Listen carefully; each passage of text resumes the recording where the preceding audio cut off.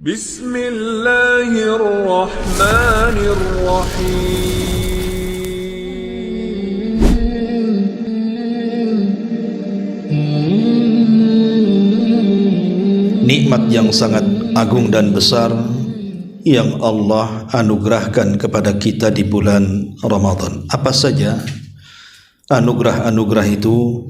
Inilah yang kita akan bicarakan di siang hari ini. Ma'asyiral muslimin wal muslimat yang dimuliakan Allah Subhanahu wa taala.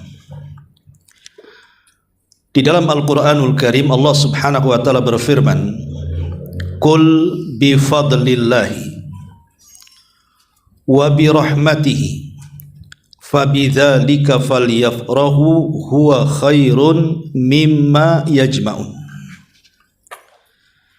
Katakanlah wahai Muhammad, karena karunia-Nya dan karena rahmat-Nya,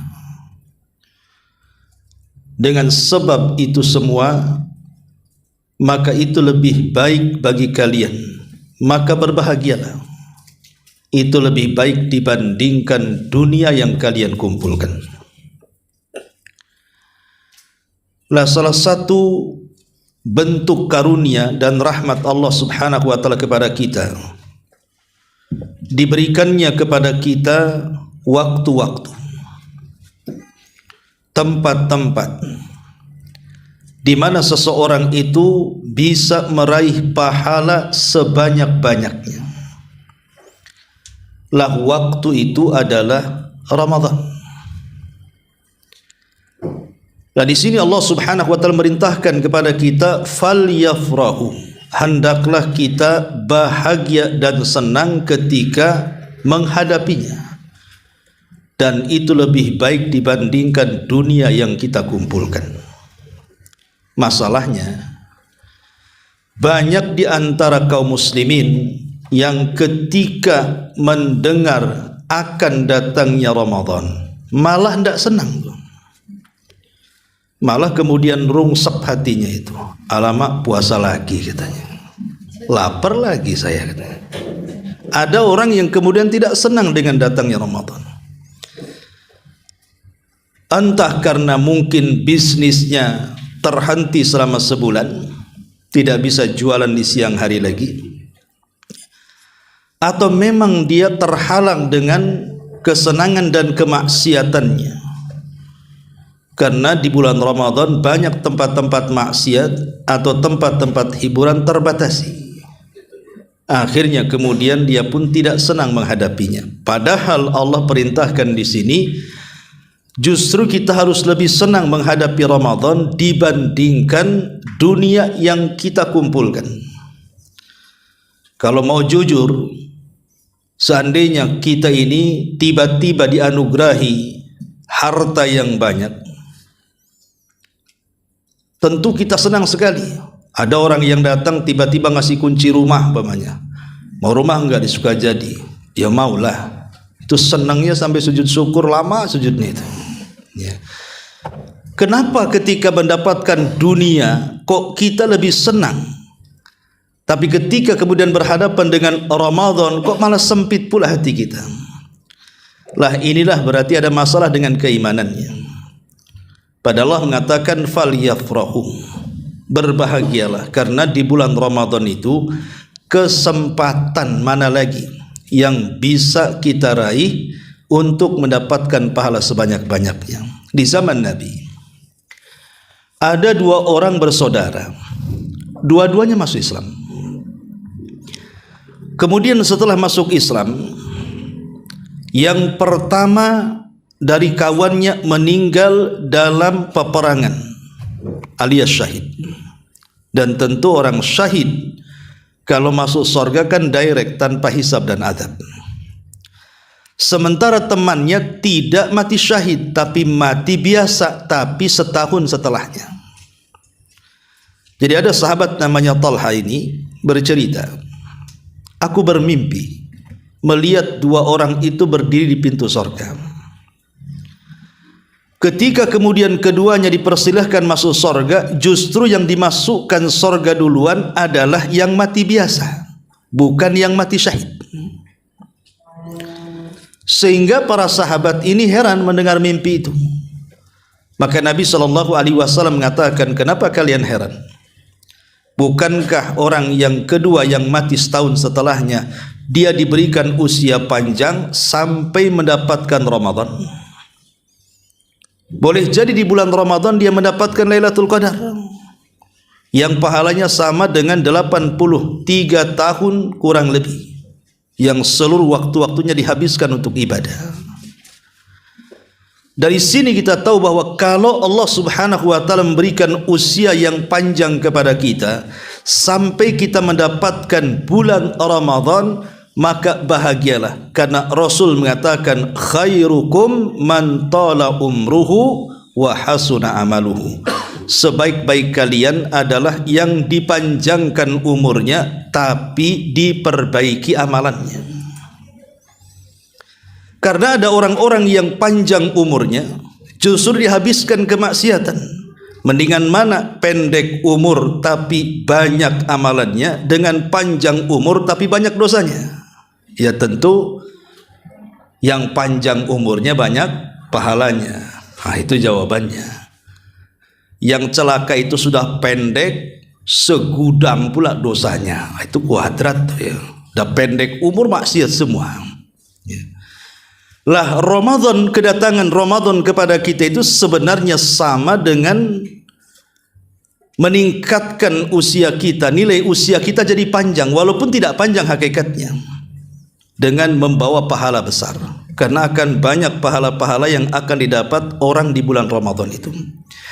Lalu apa saja? Kita masuk yang pertama, atau ya Rahman, anugerah dari Ar-Rahman Allah Subhanahu wa taala di bulan Ramadan itu. Pertama, furidas siyamu fihi, diwajibkan puasa kepada kita, dan puasa itu adalah sababun lin najati minal atham wa minan nar. Puasa itu penyebab terbesar kita ini selamat dari dosa-dosa dan juga diselamatkan dari api neraka. Makanya Rasul mengatakan as-siyamu junnatun wa hisnu hasinun minan nar.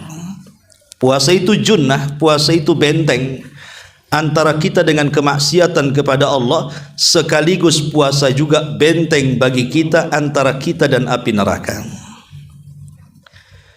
Di dalam surah Al-Baqarah ada satu ayat yang biasa kalau masuk Ramadan selalu dibincangkan para khatib, para dai saat kultum. Biasa ayat ini dibaca hampir setiap Ramadan. Saya yakin ibu bapak paham dengan ayat ini, kalau tidak terlalu, karena tiap tahun dibaca ayat ini masalahnya ya. Apa ayatnya? Allah mengatakan ya ayyuhalladzina amanu, wahai orang-orang yang beriman, kutiba alaikumusiyam, diwajibkan kepada kalian berpuasa, kama kutiba alal ladzina min qablikum, sebagaimana kewajiban itu telah diwajibkan kepada umat sebelum kalian. Apa hikmahnya? La'allakum tattaqun, agar kalian menjadi hamba Allah yang bertakwa. Kita tahu bahwa puasa itu diwajibkan di kota Madinah. Makanya panggilannya ya ayyuhalladzina amanu, wahai orang-orang yang beriman. Sebab panggilan Quran sebelum Rasul hijrah itu kebanyakan menggunakan lafaz umum, ya ayyuhan nas, wahai manusia. Itulah bedanya antara Makkiyah dengan Madaniyah. Jadi kalau panggilan Makkiyah, ayat sebelum hijrah itu biasanya dengan lafaz umum, wahai manusia. Berarti manusia ini mencakup mukmin dan kafir. Tapi setelah hijrah Nabi SAW, maka panggilan Quran berbeda. Diganti yang tadinya ya ayyuhan nas menjadi ya ayyuhalladzina amanu, wahai orang-orang yang beriman. Karena kita tahu bahwa periode Madinah, akidah para sahabat itu sudah mantap. Mereka digembleng 13 tahun dengan tauhid di kota Mekah, sehingga ketika mereka hijrah, mereka betul-betul sudah teruji keimanannya.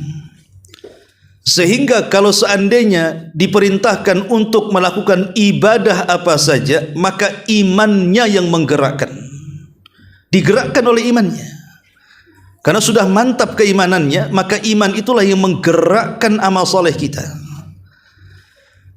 Maka siapapun yang kemudian merasa beriman kepada Allah Subhanahu wa ta'ala, maka wajib terpanggil dengan ayat ini.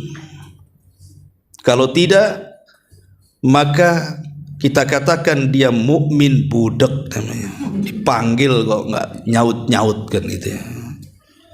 Ya sama lah Bu, kalau ada orang jual bakso lewat depan rumah, kita panggil-panggil, bakso, bakso, kok nggak nyaut, ya kita katakan oh tukang bakso budak gitu kan gitu ya.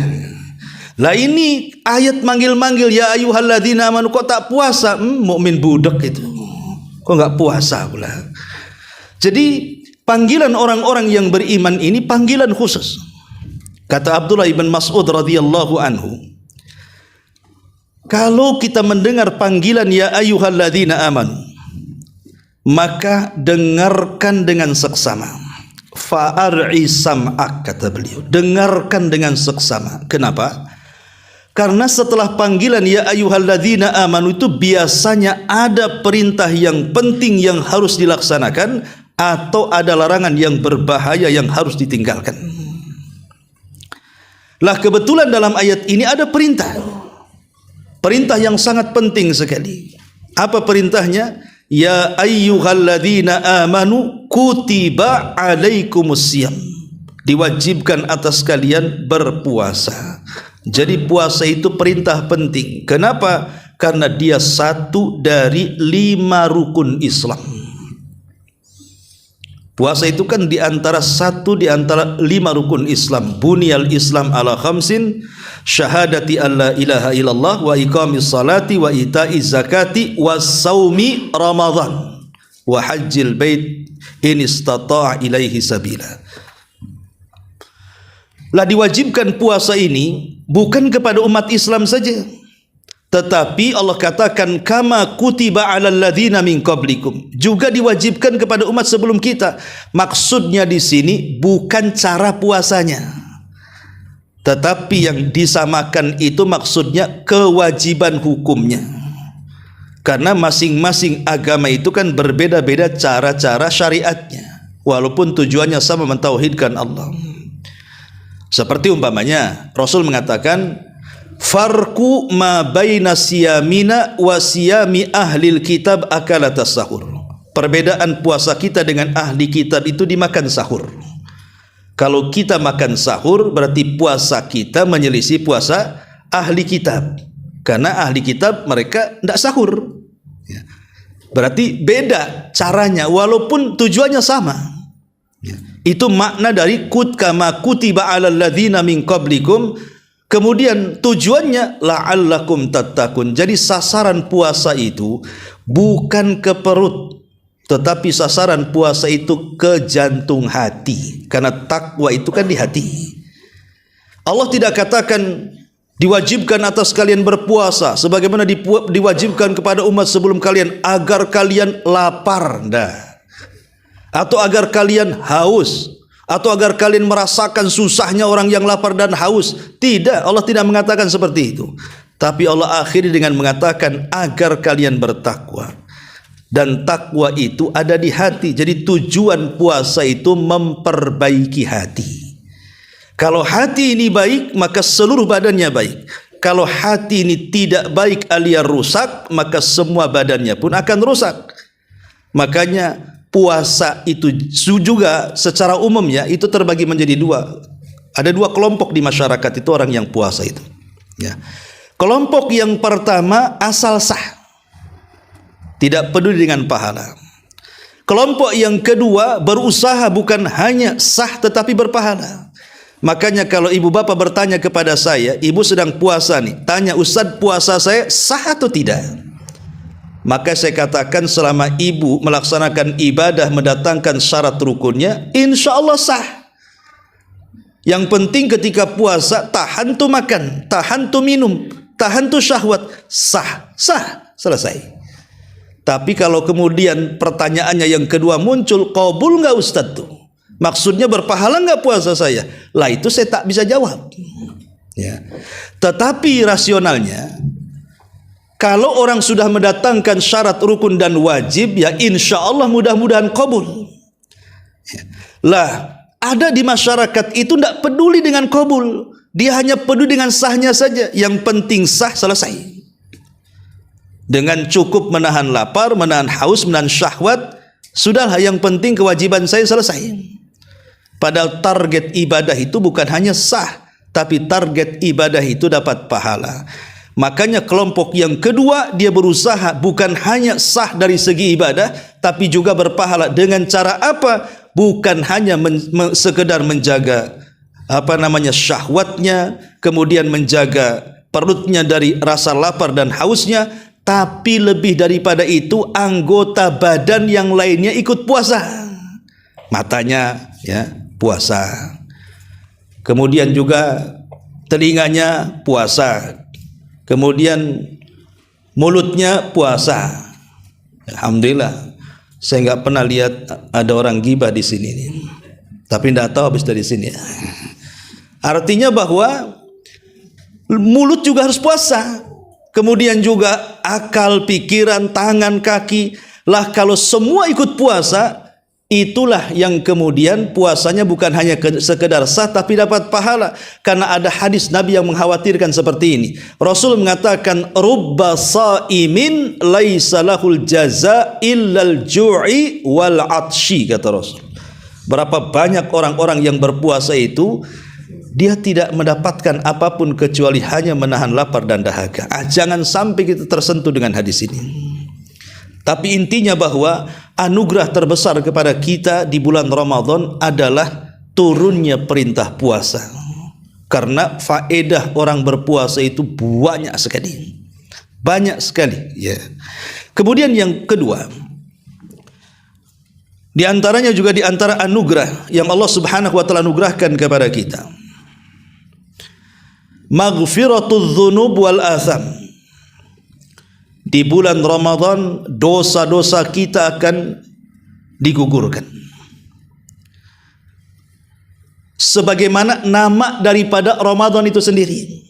Kenapa bulan itu disebut Ramadan? Terdiri daripada 3 huruf ra, mim dan dad. Ramadha yarmadhu ramadhanan. Karena arti Ramadha yarmad itu artinya membakar. Jadi Ramadan itu artinya pembakaran. Lalu apa yang dibakar? Yang dibakar itu dosa. Makanya kalau kita lihat ibadah-ibadah di bulan Ramadan itu hampir secara keseluruhan itu menggugurkan dosa. Umpamanya Rasul mengatakan tentang puasa. Rasul katakan, man shoma ramadhanan imanan wahtisaban ghufira lahu ma taqaddama min dhanbi. Barang siapa yang puasa Ramadan penuh dengan iman, keyakinan dengan perintahnya dan mengharap pahalanya, Allah hapuskan tuh dosa-dosanya. Atau umpamanya ketika Rasul bicara soal salat tarawih, Rasul mengatakan, man qama ramadhanan imanan wahtisaban ghufira lahu ma taqaddama min dhanbi. Barang siapa yang tegak salat tarawih penuh dengan iman dan mengharap pahala Allah, maka digugurkan tuh dosa-dosanya. Atau ketika Rasul berbicara tentang menghidupkan malam Lailatul Qadar, Rasul katakan, man qama lailata qadrin imanan wahtisaban ghufira lahu ma taqaddama min dhanbi.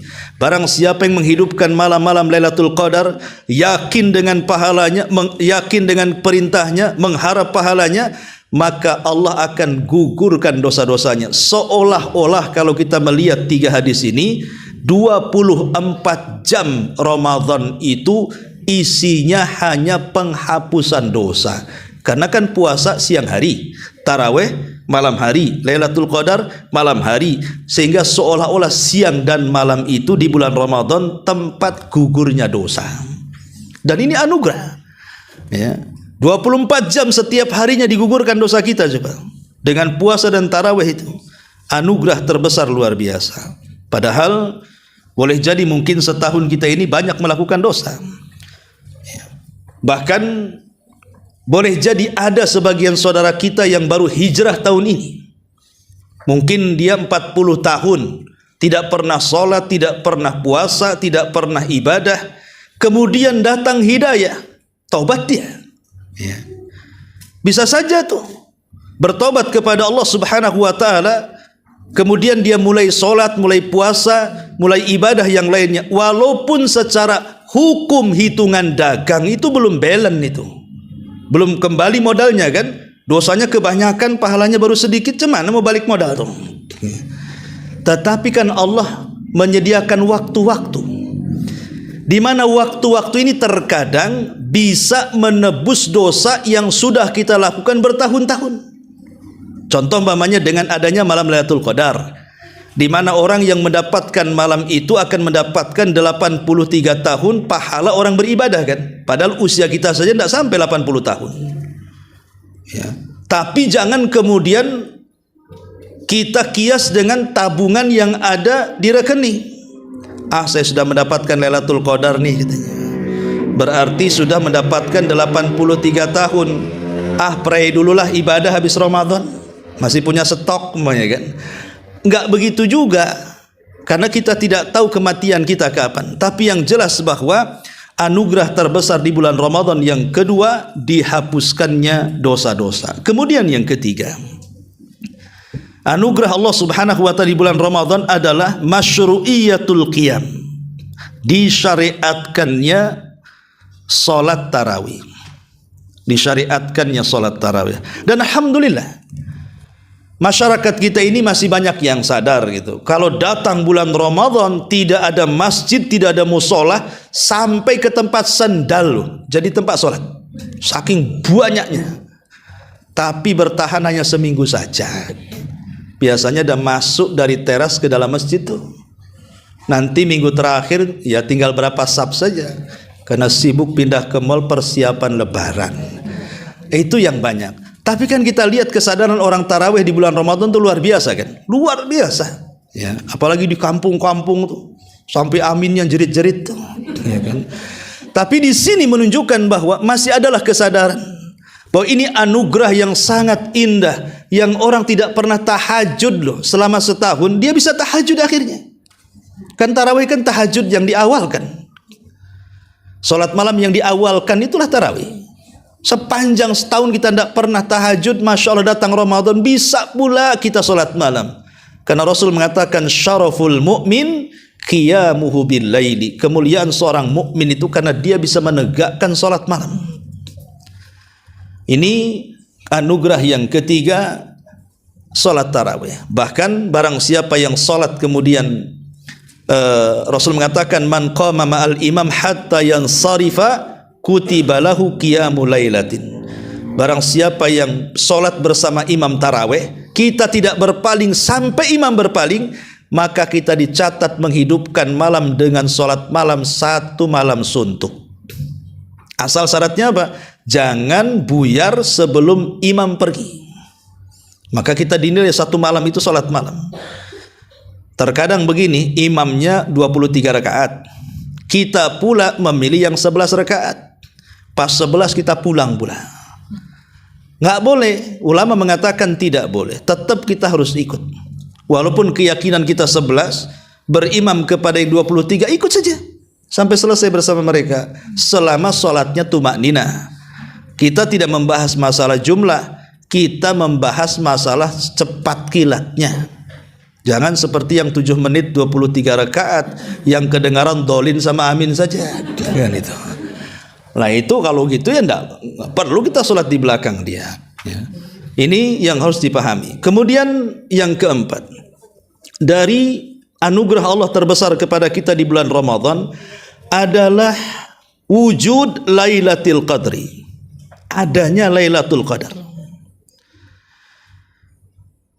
Dan kita tahu bahwa malam Lailatul Qadar adalah malam terindah dalam setahun bagi seorang mukmin. Karena di malam itu Allah sedang mendaur ulang takdir kita. Di malam itu Allah perintahkan para malaikat yang ada di langit turun semua ke bumi. Sampai Imam Ibnu Katsir ketika mentafsirkan Lailatul Qadar itu, surah Lailatul Qadar, sampai kepada ayat tanazzalul malaika, malaikat turun. Apa kata Imam Ibnu Katsir menukilkan sabda Rasul bahwa adadul malaikati ka'adadil hasai fil ardi. Jumlah malaikat yang turun itu sejumlah kerikil yang ada di bumi.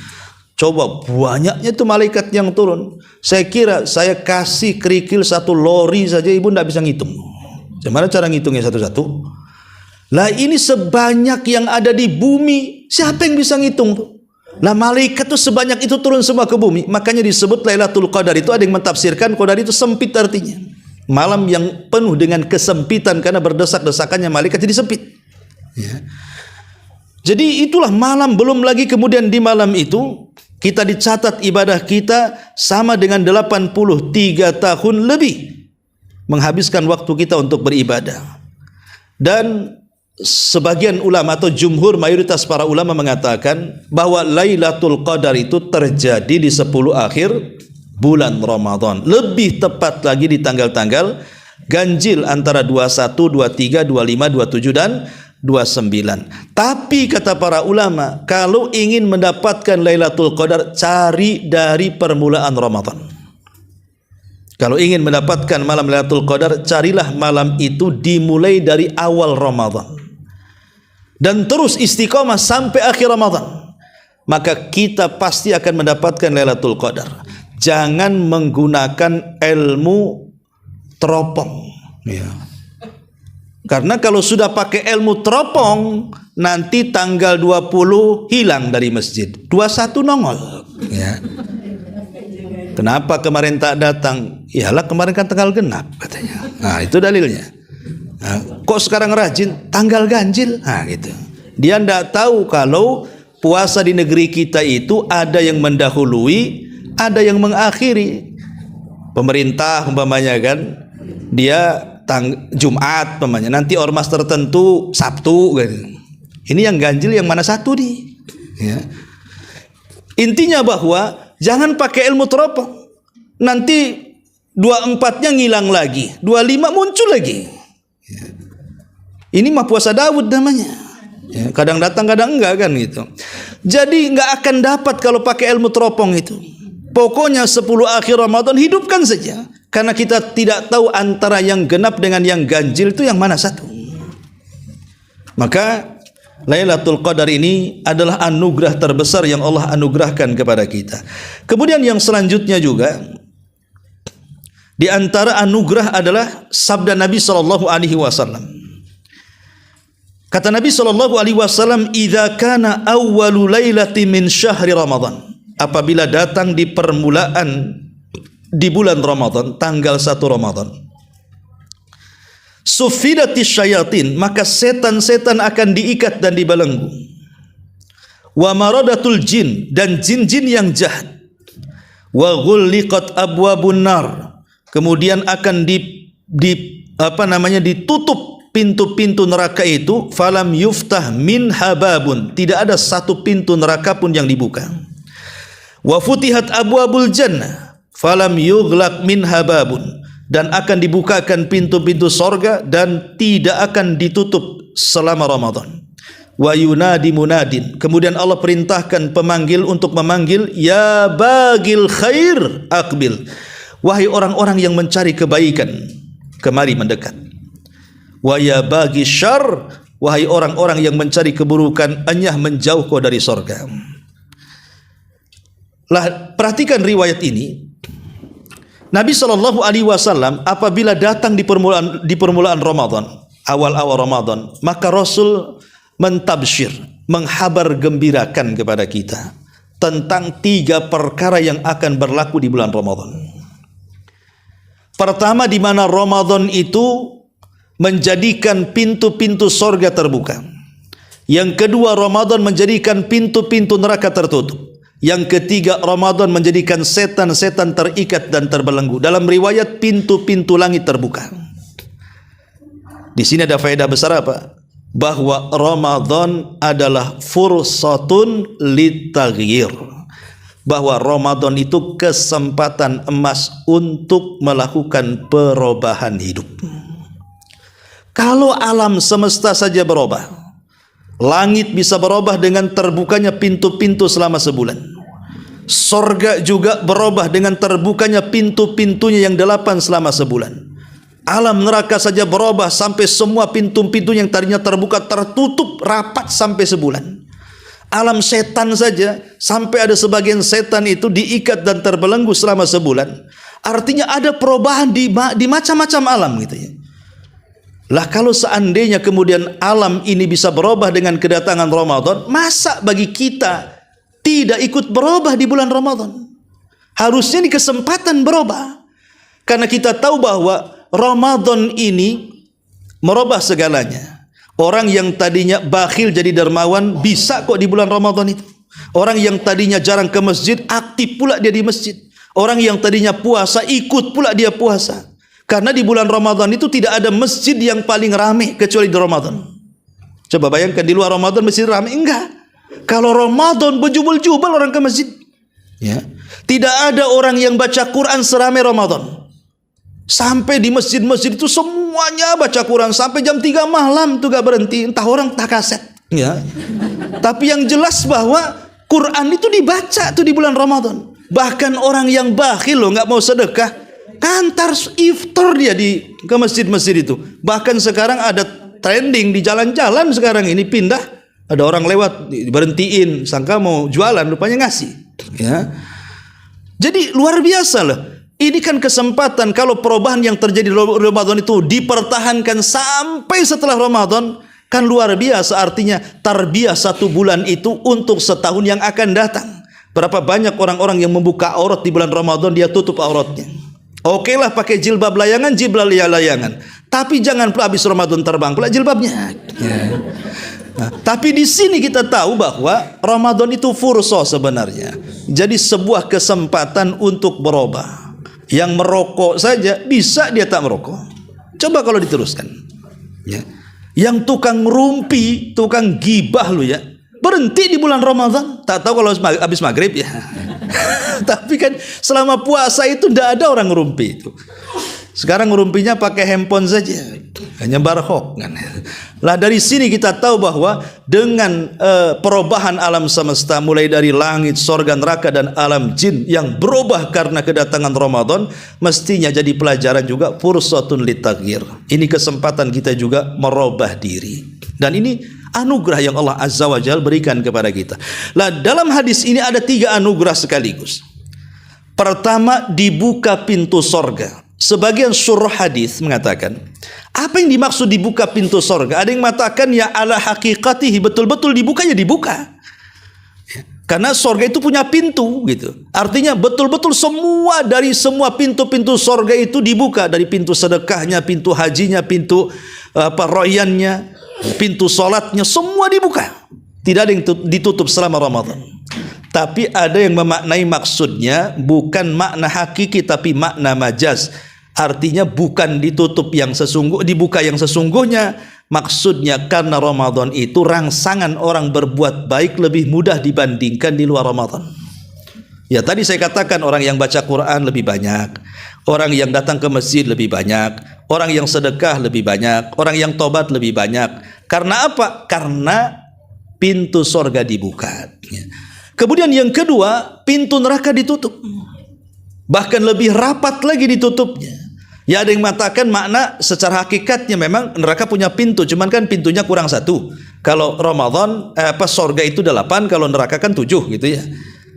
Tapi 7-7-nya ditutup. Tapi ada juga yang memaknai majaz, maksudnya bukan pintu neraka yang ditutup, maksudnya karena bagi ahli maksiat di bulan Ramadan itu mereka disempitkan, tidak leluasa untuk maksiat. Ya kan lihat di negeri-negeri Islam itu kadang-kadang ada peraturan diskotik libur selama Ramadan. Alhamdulillah kan. Tempat lokalisasi libur selama Ramadan. Bahkan penjual-penjual kaki 5 saja tidak boleh berjualan kecuali pakai tabir. Ya, yang kelihatan itu kaki kursi ke bawah, yang ke atas tak kelihatan gitu ya. Nanti kita nengok ke bawah bukannya kaki kursi saja, kaki orang pun ada di situ. Rupanya lewat belakang kan. Intinya bahwa agak sempitlah maksiat itu. Itulah yang dimaksud pintu neraka itu ditutup. Adapun setan diikat, ya ada juga yang mentafsirkan betul-betul diikat. Tapi siapa yang mengikatnya? Ya, Ada yang mengatakan tidak semua setan diikat. Yang diikat itu berdasarkan riwayat ini artinya marodahnya. Marodah itu artinya setan yang paling jahat, yang kalau goda itu sampai ke tingkat kufur dan musyrik gitu ya. Tapi kalau setan ecek-ecek ya masih berkeliaran. Ada yang memahami seperti itu. Tapi ada juga yang mengatakan bukan diikat yang sesungguhnya, ini makna majaz.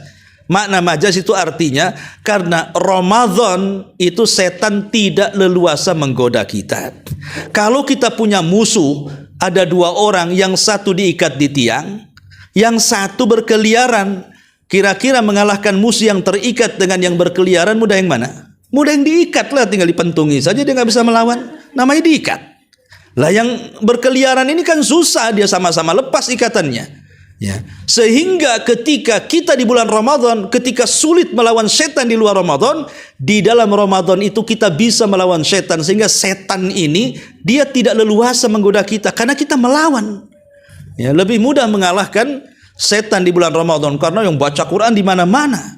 Ya, baca Quran di mana-mana, orang lagi ibadah semua di mana-mana, agak kesulitanlah setan itu kemudian menggoda kita. Sehingga yang memungkinkan kita berbuat dosa di bulan Ramadan itu bukan dorongan setan, tapi dorongan hawa nafsu.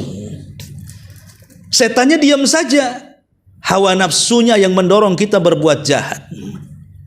Ya, ini pun jawaban sederhana bagi pertanyaan yang sederhana. Ustaz katanya setan diikat, tapi kok masih banyak orang yang gibah itu di Ramadan, ya kan? Itu jawabannya apa? Ya setannya nengok saja. Yang nyuruh itu hawa nafsunya.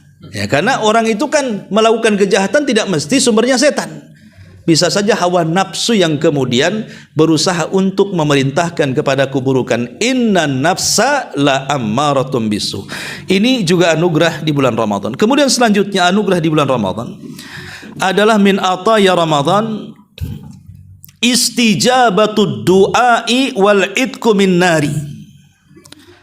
Dikabulkannya doa-doa kita selama Ramadan, bahkan dijauhkan atau dibebaskannya kita dari api neraka.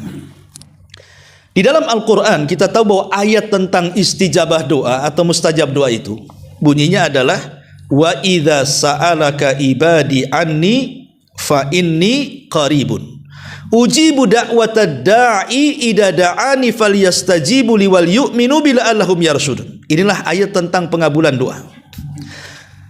Apabila hamba-hambaku ya Muhammad bertanya kepadaku, bertanya soal diriku, katakan aku dekat. Akulah yang mengabulkan doa setiap orang yang memanjatkan doa kepadaku. Oleh karena itulah maka suruhlah mereka beriman kepadaku agar mereka mendapatkan petunjuk. Ayat tentang pengabulan doa dan tentang kedekatan Allah dengan hambanya itu terletak di surah Al-Baqarah. Jadi ayat ini wa idza sa'alaka ibadi ini kan terletak di surah Al-Baqarah. Dan kita tahu bahwa ayat ini diletakkan di antara dua ayat yang bicara soal Ramadan. Jadi ayat tentang pengabulan doa itu diselipkan di ayat-ayat Ramadan sama Allah. Karena ayat sebelumnya bicara tentang syahrul Ramadan alladzi unzila fihil Quran, bulan Ramadan diturunkan Al-Quran. Kemudian ayat wa idza sa'alaka ibadi, apabila hambaku bertanya soal aku, katakan aku dekat. Kemudian setelahnya uhillat lakum lailatas siyam arrafathu ila nisaikum. Dihalalkan kepada kalian menggauli istri-istri kalian di malam hari bulan Ramadan. Lah, ayat tentang kedekatan kita dengan Allah atau Allah dekat dengan kita dan mudah mengabulkan doa kita itu diselipkan oleh Allah di ayat-ayat Ramadan. Apa hikmahnya? Ulama tafsir mengatakan seolah-olah Allah ingin katakan aku dekat dengan kalian, tetapi akan semakin dekat lagi kalau datang bulan Ramadan. Jadi kedekatan Allah itu lebih dekat dengan kita. Ketika kedekatan Allah jauh lebih dekat lagi dengan kita, maka faktor pengabulan doa yang kita panjatkan itu lebih mudah dikabulkan dibandingkan di luar Ramadan. Maka ini kesempatan emas untuk memperbanyak doa, khususnya di 3 waktu di bulan Ramadan. Jangan tinggalkan doa. Pertama, inda fitri, saat menjelang berbuka. Karena ada hadis yang mengatakan salasu da'awatin mustajabah. 3 manusia yang akan dikabulkan doanya dan pasti mustajab. Kata Rasul salah satunya da'watus shaim inda fitri. Doa orang yang berpuasa saat berbuka itu mustajab sekali. Maka saya nasihatkan kepada ibu-ibu, kalau sudah jam-jamnya berbuka jangan sibuk di dapur. Ya, minimalnya 10 menit atau 15 menit sebelum adzan itu sudah kelar semuanya. Kalau ibu mau buat makanan untuk berbuka atau untuk sumbangan ke masjid, pokoknya 15 menit atau 10 menit berhenti. Ya, berikan kesempatan hak kita dengan Allah. Itu kesempatan emas kita berdoa. Kita sudah lelah, letih, menahan lapar, menahan dahaga, menahan syahwat. Kemudian kita diberikan waktu yang sangat istimewa. Setelah 1 harian kita puasa, rupanya ditinggalkan begitu saja. Waktu itu kan sayang itu. Ya, sayang sekali. Jadi sibukkan dengan doa. 10 menitlah jadi sibukkan dengan doa sebelum adzan. Jangan menyibukkan pegang remote control. Cari channel azan yang paling cepat kan itu. Ini kayaknya kalau channel Jakarta cepet nih, kan beda berapa menit dengan Batam ini. Ya. Jadi itu kesempatan emas. Ini yang pertama. Yang kedua, sulusul lailil akhir, di sepertiga malam akhir. Jangan kemudian terfokus kepada sahurnya saja, tapi fokuskan juga 5 menit untuk doa jadilah. Karena di bulan Ramadan itu sepertiga malam akhir dipastikan kita bangun. Kalau di luar Ramadan untuk bangun di sepertiga malam akhir itu malasnya luar biasa. Bangun itu karena kedinginan, ingin kencing, tidur lagi. Ya. Tapi kalau di bulan Ramadan mau tidak mau kita dipaksa bangun sama obrok-obrok di luar itu. Sama masjid teriak-teriak suruh bangun, sahur-sahur, mau tidak mau kita bangun kan. Artinya ini anugerah. Subhanallah, kita dilatih di bulan Ramadan bangun di sepertiga malam akhir ketika Allah turun dan mengatakan siapa yang berdoa ku kabulkan, siapa yang minta ku kasih, siapa yang minta ampun ku ampuni.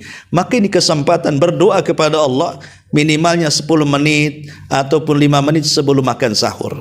Ini yang kedua. Yang ketiga adalah selepas sholat subuh sebelum terbit matahari. Itu juga waktu mustajab, bahkan itu waktu yang berkah untuk berdoa. Rasul mengatakan, Allahumma barik li ummati fi bukuriha. Ya Allah, berkahi umatku di waktu paginya. Waktu pagi maksudnya di sini, kata para ulama, maksudnya setelah fajar sebelum terbit matahari. Itu waktu berkah. Ini waktu-waktu mustajab doa. Kemudian yang kedua di sini wa'idkun minan nar, dan kita dibebaskan dari api neraka. Maksudnya dalam doa-doa yang kita panjatkan baik sebelum berbuka, sebelum sahur atau saat setelah sholat subuh, minta kepada Allah agar kita dibebaskan dari api neraka. Ini kesempatan. Karena Allah janji, walillahi utaqa'u minan nar. Setiap malam di bulan Ramadan itu Allah janji akan memerdekakan di antara hamba-hambanya dari api neraka. Bayangkan kalau seandainya di antara kita ada yang dikabulkan doanya. Ketika kita katakan Allahumma a'tik riqabana minan nar, ya Allah bebaskan aku dari api neraka, kemudian dikabulkan oleh Allah di Ramadan tahun ini, maka selamanya kita tidak akan masuk neraka. Itu masalahnya. Ya. Makanya setiap hari, ya, baik di awal, baik di tengah, baik di akhir, maksudnya awal menjelang sahur, di tengah menjelang sahur, di awal menjelang berbuka, kemudian di tengah menjelang sahur, di akhir setelah subuh, kita katakan, ya Allah bebaskan aku dari api neraka, bebaskan istriku, suamiku dari api neraka, bebaskan anak-anakku, bebaskan orang tuaku dari api neraka. Terus setiap hari 3 kali di 3 waktu mustajab ini. Tidak mungkinlah Allah tidak akan kabulkan, karena doa itu kan hakikatnya mengetuk pintu langit. Ibu saja kalau datang ke rumah saya lagi sewat, kemudian digedor-gedor selama sebulan, nggak mungkin saya nggak buka, Bu. Ya, ngapain ibu ini stres apa tiap hari gedor rumah kan itu ya. Wa min babil aula walillahil matsalul a'la. Tentu Allah kalau diketuk-ketuk juga insya Allah akan kabulkan doa kita. Ini anugerah Allah Subhanahu wa taala, pengabulan doa dan juga pembebasan diri dari api neraka. Kemudian juga di antara anugerah Allah, akalatas sahur allati ikhtassat biha hadil ummah. Makan sahur. Makan sahur adalah anugerah terbesar bagi kita. Coba bayangkan di permulaan puasa. Di permulaan puasa itu ada aturan puasa, Ibu. Jadi begini, ketika puasa Ramadan diwajibkan, maka semua para sahabat puasa. Tapi ada aturan. Kalau seandainya datang waktu maghrib, kemudian mereka tertidur, umpamanya habis maghrib tidur, ya, kemudian bangun setelah isya, maka setelah bangun tidak boleh makan sampai besok lagi, sampai besok maghrib lagi. Itu aturannya, tidak boleh tidur. Sempat tidur saja berarti bangun dia sudah harus puasa, nggak ada sahur, ya. Itu permulaan puasa. Sampai ada seorang laki-laki dari Ansor, saya lupa namanya, saking lelahnya dia bekerja dari pagi sampai sore dan dia sedang berpuasa, ketika dia pulang ke rumahnya dia hendak berbuka, rupanya tidak ada yang dimakan. Makanya kemudian istrinya mencari makanan keluar. Ketika mencari makanan keluar karena cukup lama, ngantuk nih sahabat ini, tertidur dia. Ketika dia bangun, istrinya datang bawa makanan, maka kata istrinya, celaka engkau, aku sudah lelah-lelah lah cari makan, kau pula tidur, kau tidak boleh makan lagi. Akhirnya dia tahan makan sampai besoknya, siangnya gemetar, sorenya pingsan. Iyalah, 2 hari berturut-turut tak makan, cuman nggak pingsan. Nggak percaya coba, ya. Mungkin jangan-jangan pingsan, langsung dibopong itu ke Temiang, ya. Jadi ini contoh, ya. Ketika itu sampai berita ini kepada Nabi, maka Nabi SAW terdiam sampai turun ayat, uhillat lakum lailatas siyam arrafathu ila nisaikum. Dihalalkan bagi kalian di malam hari di bulan Ramadan bukan hanya makan, berhubungan suami istri aja boleh, ya. Jadi dimansuh tuh. Yang tadinya kalau habis tidur nggak boleh makan, nggak boleh berhubungan, sekarang boleh. Allah berikan rukhsah, keringanan kepada kalian, sehingga akhirnya sejak saat itu sampai hari ini seseorang boleh makan, boleh minum, boleh melakukan hubungan asal setelah maghrib sampai waktu terbit fajar. Allah mudahkan, Allah luaskan tuh, ya. Intinya di sini bahwa sahur itu bagian daripada anugerah, karena dengan adanya sahur kita bisa bertahan dengan ibadah. Makanya kenapa Syekh Shalih Fauzan mengatakan jangan sampai sahur itu terlampau malam. Karena kalau sahur terlampau malam itu sama dengan menambah waktu puasa. Umpamanya sahur jam 2, berhenti jam 3, berarti puasa dari jam 3 sampai maghrib, itu kan nambah jam namanya, ya. Tentu jam 8 sudah lapar jadinya, ya. Tapi kalau sahurnya mengikuti ala Nabi, 50 ayat, andai kata kita membaca 50 ayat, berapalah waktunya? Anggaplah 20 menit. Kalau kita baca 50 ayat dengan tartil, berarti sahurlah 20 menit atau 30 menit sebelum azan. Jadi kalau selesai sahur, ya, selesai sahur anggaplah makan 20 menit, ada 10 menit lagi ke azan subuh, kita bisa gunakan untuk minum, kita bisa gunakan untuk menunggu waktu sholat, kan itu. Artinya pas waktu start puasanya tuh. Kita tidak nambah jam dalam puasa sehingga kita bisa kelar, bisa kuat tuh badannya. Tapi kalau seandainya puasanya malam-malam, ya, apalagi ada yang menjamak, ya, sahur dengan bukanya itu jadi satu, kan ada tubuhnya. Karena ada orang-orang yang puasa itu kayak puasa dendaman itu. Awas, aku siang tak apa-apa lapar, nanti maghrib dia kadang ngancam maghrib gitu. Apa-apa aku mati-matian lapar, tapi nanti maghrib, sehingga akhirnya ada orang-orang itu yang siang hari mati-matian menahan lapar, malam hari mati-matian kekenyangan. Kan ada tuh orang kayak gitu tuh, ya. Karena apa? Karena makanan yang dibeli di pasar kaget yang ada di meja, kan semuanya ada di meja tuh Bu, itu pindah ke perut semua tuh, ya. Lah itu kan jadinya kan lemes jadinya, bawaannya ngantuk saja kan, isya ngantuk, taraweh ngoap kan, susah jadinya. Akhirnya yang dibaca imam disalahkan, dasar kepanjangan, dia ngantuk kok. Kalau dia nggak ngantuk kan dia bisa tuh. Akhirnya tidak mau sholat, cari pula imam yang paling cepat, yang 7 menit yang ada dolinnya tadi, ya. Lah ini kan contoh saja bahwa sahur ini anugerah sebenarnya. Makanya dipisah, ya, kalau bisa sahur itu makan, jangan dikenyangkan malamnya. Sehingga nanti kan sahur bisa minum saja kan itu. Bukan, nanti akan memadorotkan ketika siangnya. Kita lemas badannya sehingga mau baca Quran malas jadinya, mau zikir malas, mau ini malas. Karena apa? Kurang tenaga. Nah inilah anugerah kepada kita dalam Ramadan adalah akalatus sahur, apalagi makan sahur adalah berkah karena menyelisihi ahli kitab. Kemudian juga di antara anugerah Allah Azza wa Jalla di bulan Ramadan adalah mudarasatul Quran, di mana kita diperintahkan atau dianjurkan di bulan Ramadan untuk memakmurkan Al-Quran.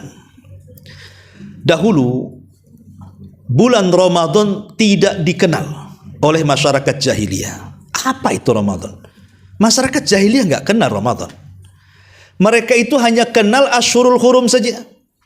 Menurut orang-orang jahiliyah bulan yang mulia itu ya kalau Dzulqa'dah, Dzulhijjah, Muharram, Rajab, itulah bulan mulia. Itu yang dikenal orang jahiliyah dari zaman Ibrahim sampai zaman Nabi. Mereka nggak kenal Ramadan. Mereka hanya kenal Asyhurul Hurum saja. Lah baru setelah diutusnya Nabi Shallallahu Alaihi Wasallam, kemudian Al-Quran turun kepada Nabi Shallallahu Alaihi Wasallam tepat di bulan Ramadan. Disitulah naik pamor Ramadan, bahkan mengalahkan Asyhurul Hurum. Akhirnya dikenal Ramadan sampai hari ini bulan paling mulia melebihi bulan-bulan hurum. Karena Ramadan itu kan hanya ada di Islam saja. Di luar daripada Islam mereka tidak punya Ramadan. Ya. Tetapi dengan turunnya Al-Quran mengangkat bulan Ramadan, menunjukkan inilah kehebatan Quran. Quran itu bisa mengangkat segalanya. Ketika Quran turun lewat malaikat Jibril, maka Jibril menjadi pemimpin para malaikat. Ketika Quran turun kepada Rasul, maka Rasul menjadi pemimpin para nabi. Ketika Quran turun di bulan Ramadan, maka Ramadan menjadi pemimpin bulan-bulan. Ketika Quran turun di malam Lailatul Qadar, maka malam Lailatul Qadar malam terbaik dan termulia sepanjang malam dalam setahun. Ketika Quran turun di kota Mekah, maka Mekah menjadi bumi yang mulia. Ketika turun di kota Madinah, maka Madinah menjadi tempat yang paling mulia sampai disebut Haramaini, dua tanah suci, karena tempat turunnya Quran. Lah ketika Quran turun kepada umat Islam dan tidak turun kepada umat selain Islam, maka Allah katakan kuntum khaira ummah, kalian sebaik-baik umat. Ketika Al-Quran menjadi dasar bagi agama Islam, maka tidak ada agama yang lebih baik di permukaan bumi melebihi Islam. Inna dina indallahil Islam. Bayangkan kalau Quran mengangkat segalanya, dan Quran itu terpatri dalam dada kita, terucapkan lewat lisan kita, kemudian terarahkan lewat perbuatan kita, maka Rasul mengatakan khairukum man ta'allamal Qur'ana wa 'allamahu. Sebaik-baik kalian adalah orang yang belajar Al-Qur'an dan mengajarkannya. Karena Quran itu memuliakan segalanya. Contoh kertas.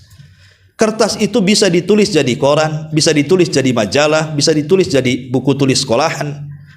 Tapi kalau kertas itu dituliskan Al-Quran, itu akan beda nilainya. Ada nih kertas, tulisannya Quran, tercecer di tembok. Mana berani orang nginjak, nyapu, nggak berani. Pasti diambil, diletakkan di tempat yang layak kan. Coba kalau yang tercecer koran, majalah, diinjak pun tidak merasa bersalah. Disapu pun dihinakan, tidak ada masalah. Bahkan dimasukkan ke tong sampah pun tidak ada orang yang komen. Bahkan kalau umpamanya dijual ke tukang kopi jadi bungkus kopi, dijual ke tukang nasi uduk jadi bungkus nasi uduk. Coba kalau ada warung Padang bungkusnya Quran, apa nggak viral satu dunia tuh? Hebat kali itu nasi Padang si Anu itu. Kenapa? Bungkusnya Quran. Ya dikenal karena dihujat bukan dipuji. Itu perlu dilaporkan, itu kurang ajar, kan begitu jadinya. Itulah kenapa Quran itu jadi mulia, karena ditulis di sebuah tempat, tempat itu jadi mulia. Ditulis di kayu, kayunya jadi mulia. Ditulis di buku, bukunya jadi mulia. Ditulis di kertas, kertasnya jadi mulia. Itulah Al-Quran. Luar biasa. Ya, Quran itu memuliakan segalanya. Lah ini anugerah. Jangan sampai Ramadan yang merupakan bulan daripada Al-Quran, kok kita pula meninggalkan Quran. Alangkah malangnya orang yang datang di bulan Quran tidak membaca Quran. Sebab kalau seandainya dia tidak membaca Quran di bulan Quran, berarti di luar bulan Quran pasti dia tidak akan membaca Quran. Maka ini penting. Padahal Quran itu turun di bulan Ramadan. Bukan hanya turun, bahkan Jibril datang, kemudian datang kepada Rasul murojaah lagi setiap Ramadan. Bahkan sebelum wafatnya 2 kali lagi Jibril datang. Nah ini menunjukkan keagungan Al-Quran. Ini anugerah yang Allah anugerahkan kepada kita, bahwa Ramadan syahrul Quran, bulannya Al-Quran. Kemudian juga di antara anugerah Allah di bulan Ramadan adalah fadilatu taftiris sawam, keutamaan memberi makan orang yang berpuasa. Ya, jadi ini kesempatan sedekah. Kalau kita membuat makanan di hari Kamis, setiap Kamis Senin di luar Ramadan, datang ke masjid, ya yang makan bukan orang yang puasa kan, yang makan ya jemaah yang ke masjid, asik dapat makan katanya kan. Tapi kalau Ramadan kita bawa makanan di waktu menjelang berbuka, maka makanan kita akan berpahala, bahkan pahalanya sama dengan orang yang berpuasa. Kita kasih iftar mereka, maka kita mendapatkan seolah-olah 10 kali puasa. Ya, jadi kita mendapatkan 1 kali puasa untuk 1 orang yang berpuasa yang dia iftar dengan makanan kita. Ya, makanya kalau bisa ngasih iftar itu jangan yang standar, goreng bakwan dah banyak. Ya, cari yang mantap gitu ya. Aqua gelas, mana-mana besar aqua gelas. Ya kalau bisa itu yang ada warna-warnanya minumannya Bu ya. Yang pelangi, yang dilirik orang, itu minuman apa kayaknya enak. Karena orang puasa itu kan melihat sesuatu kayak Fata Morgana Bu. Ya, wah ini enak nih kayaknya. Padahal nggak enak tuh. Tapi nengok warnanya saja enak, pengen coba. Walaupun habis minum muntah gitu ya. Tapi memang orang puasa membawanya seperti itu tuh. Kalau bisa itu cari perhatian orang yang berpuasa. Ya, cari yang enak-enak, yang nggak pernah orang ngasih ibu kasih. Biasanya gorengan ibu kasih kebuli Arab pemanya kan. Wah pasti orang berebut tuh. Ya, supaya kan intinya kita menjadikan orang puasa itu makan dari makanan kita. Ya jangan asal-asalan gitu. Nanti malah kemudian nggak dimakan. Nah ini yang harus dipahami, bahwa orang yang memberi makan orang puasa itu mendapatkan pahala orang yang sedang berpuasa tanpa mengurangi pahala dia sedikit pun. Kemudian juga di antara ataya rahman, anugerah Allah di bulan Ramadan, ada beberapa orang yang memang diringankan untuk tidak puasa, sebagiannya qadha, sebagiannya fidyah. Ya. Contoh umpamanya orang yang sedang haid dan nifas, nggak perlu puasa, puasa pun tidak sah, itu keringanan. Tapi harus di qadha kalau sudah di luar Ramadan. Dan ini waktunya Sya'ban, ibu yang punya hutang, ini Sya'ban ini segera bayar. Jangan kebiasaan hutang nggak dibayar sama orang, sama Allah pun nggak dibayar juga. Itu kebiasaan buruk tuh ya. Jadi ini harus dibayar. Tapi kan keringanan, orang haid dan orang nifas tidak boleh puasa. Kemudian yang kedua, orang yang sakit dan orang yang safar, itu pun qadha. Ya, kecuali satu, sakitnya tidak diharapkan kesembuhannya, atau dia seorang nenek, seorang kakek yang sudah tua, yang sudah pikun, dan dia tidak sanggup puasa, maka cukup fidyah.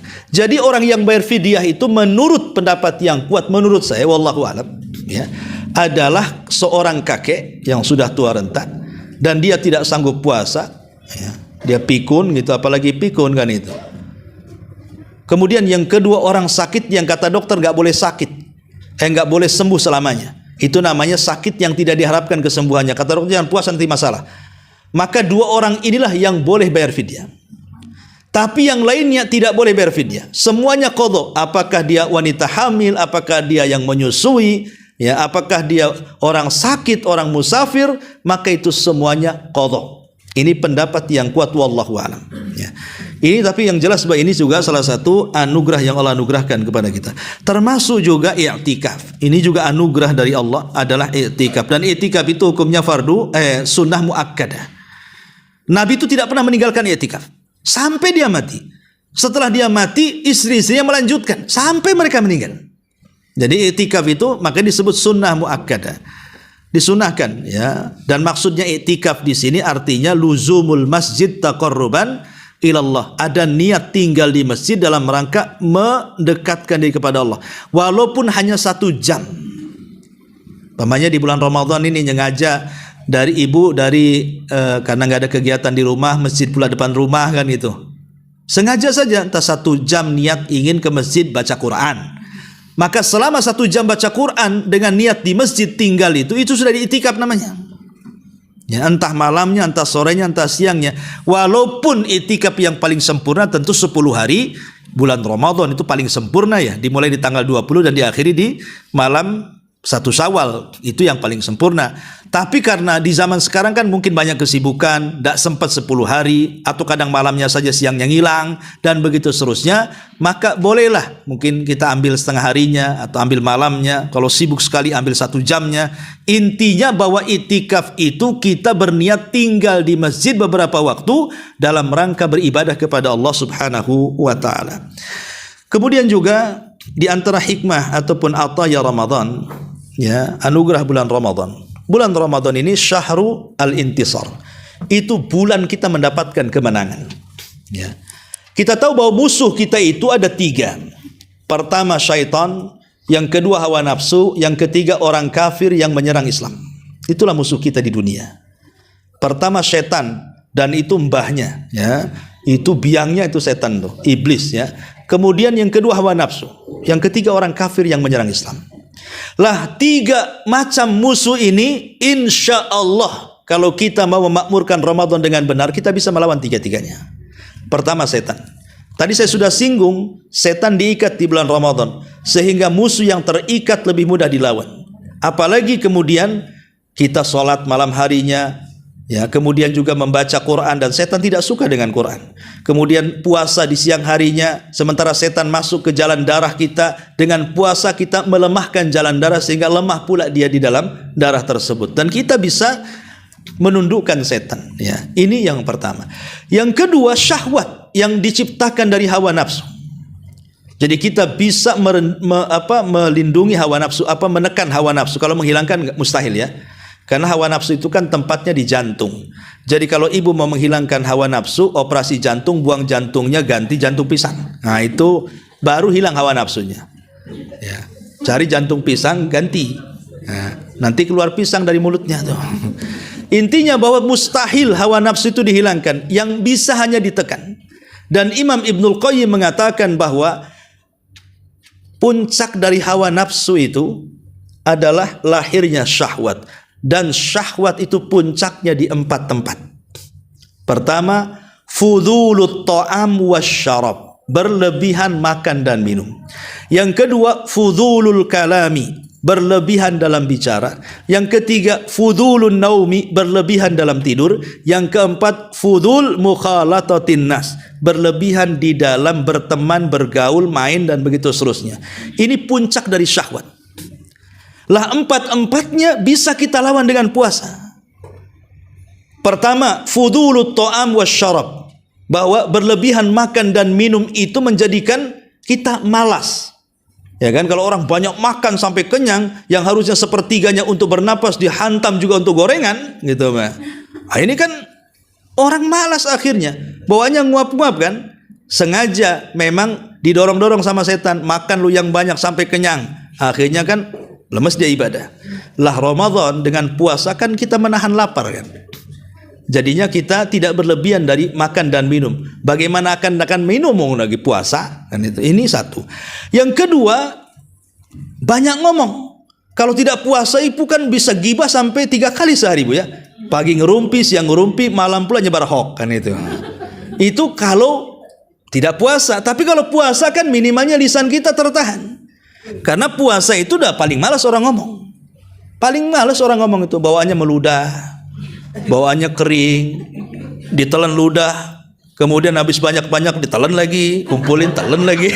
Orang puasa kan, dia ngumpulin ludah, telan lagi, udah kering kan gitu. Ya. Nanti kalau sudah agak sore kena angin mereng, kenapa? Lemas katanya. Ya. Jadi memang gitu bawaannya orang puasa, malas dia, malas ngomong. Ya. Minimalnya berhentilah itu orang-orang rumpi itu. Kemudian juga orang yang puasa itu lapar, dan biasanya orang lapar itu susah tidur. Makanya ada istilah, saya ini kalau malam nggak bisa tidur Pak Ustadz. Kenapa? Harus makan katanya. Kalau nggak makan nggak bisa tidur.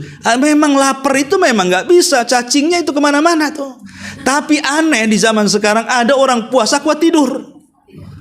Tidurnya itu dari subuh sampai asar. Nah, itu kan masalah kan gitu. Ya memang orang ini karena sudah diagendakan malamnya begadang.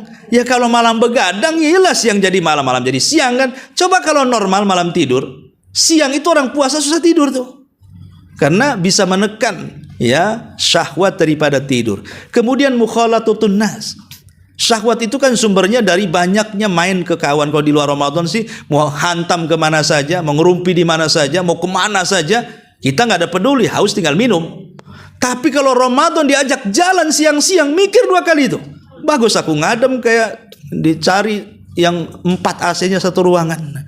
Ya, biar nggak batal kan itu. Daripada aku posingan, mereka nggak mau juga. Kadang orang diajak ngabuburit pun sekarang nggak mau. Apalagi Batam nih panas. Minimalnya berkurang lah kita ini main-main keluar. Lah itu bisa dimenangkan. Ini kalau cerita tentang syahwat. Adapun kalau orang-orang kafir dalam sejarah sudah jelas. Perang Badar terjadi di bulan Ramadan. Siapa yang menang? Kaum muslimin. Fatu Mekah terjadi bulan Ramadan. Siapa menang? Kaum muslimin. Sampai Allah abadikan idza jaa nasrullahi wal fath. Ketika datang pertolongan Allah di Badar dan ketika datang Fathu Mekah, semua terjadi di bulan Ramadan. Kemudian juga Baitul Maqdis ditaklukkan di bulan Ramadan dan begitu seterusnya. Ini di antara anugerah juga yang dari Allah Subhanahu wa taala adalah bahwa Ramadan la syahru al-intisar. Bulan kita dimenangkan dari semua musuh kita semua, baik syahwatnya, baik syubhatnya, atau baik orang-orang kafirnya.